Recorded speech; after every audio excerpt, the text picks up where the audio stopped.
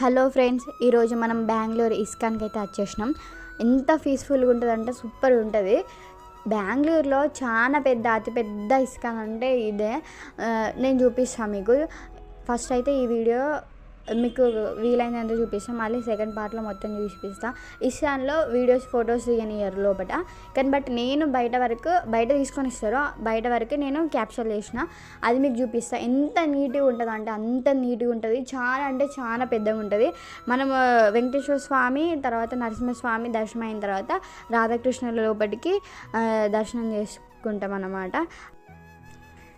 దర్శనం అయిపోయిన తర్వాత ప్రసాదం తీసుకొని వచ్చినాం మేము. నేను ఇంకొక వీడియో కూడా చూసిన, దేవుని వస్తువులు సామాన్లు బుక్స్ అక్కడ చరిత్ర మొత్తము ఉంటుంది అన్నట్టు లోపల.